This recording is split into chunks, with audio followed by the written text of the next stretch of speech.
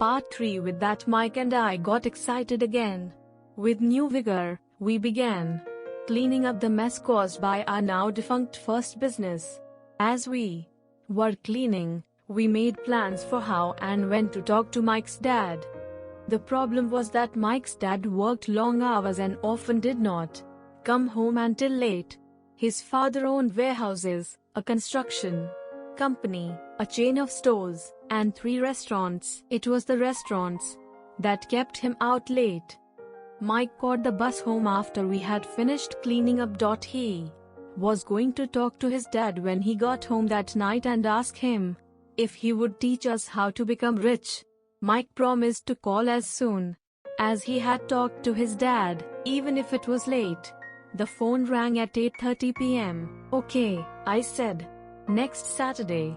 I put the phone down. Mike's dad. It was the restaurants that kept him out late. Mike caught the bus home after we had finished cleaning up. He was going to talk to his dad when he got home that night and ask him if he would teach us how to become rich. Mike promised to call as soon as he had talked to his dad, even if it was late. The phone rang at 8:30 p.m. "Okay," I said. "Next Saturday." I put the phone down. Mike's dad had agreed to meet with us. On Saturday I caught the 7:30 a.m. bus to the poor side of town. The lessons begin. Mike and I met with his dad that morning at 8 o'clock. He was already busy, having been at work for more than an hour. His construction supervisor was just leaving in his pickup truck as I walked up to his simple, small, and tidy home. Mike met me at the door. "Dad's on the phone, and he said to wait on the back porch," Mike said as he opened the door. The old wooden floor creaked as I stepped across the threshold of the aging house. There was a cheap mat just inside the door. The mat was there to hide the years of wear from countless footsteps that the floor had supported. Although clean, it needed to be replaced. I felt claustrophobic as I entered the narrow living room that was filled with old, musty, overstuffed furniture that today would be collector's items. Sitting on the couch were 2 women, both a little older than my mom. Across from the women sat a man in workman's clothes. He wore khaki slacks and a khaki shirt, neatly pressed but without starch, and polished work boots. He was about 10 years older than my dad. They smiled as Mike and I walked past them toward the back porch. I smiled back shyly. "Who are those people?" I asked. "Oh, they work for my dad. The older man runs his warehouses, and the women are the managers of the restaurants.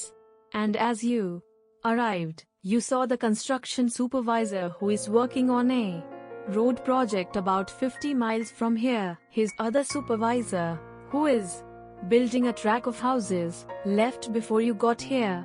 Does this go on all the time?" I asked. "Not always, but quite often," said Mike, smiling as he pulled up a chair to sit down next to me. "I asked my dad if he would teach us to make money," Mike said. "Oh, and what did he say to that?" I asked with cautious curiosity. "Well, he had a funny look on his face at first, and then he said he would make us an offer." "Oh," I said, rocking my chair back against the wall. I sat there, perched on 2 rear legs of the chair. Mike did the same thing. "Do you know what the offer is?" I asked. "No, but we'll soon find out." Suddenly, Mike's dad burst through the rickety screen door and onto the porch. Mike and I jumped to our feet, not out of respect, but because we were startled. "Ready, boys?"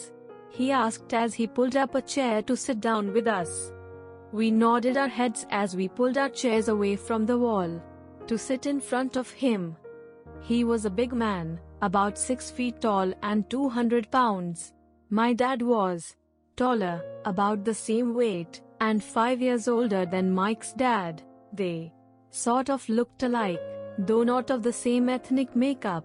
Maybe their energy was similar, if You just want to sit and listen like you do in school.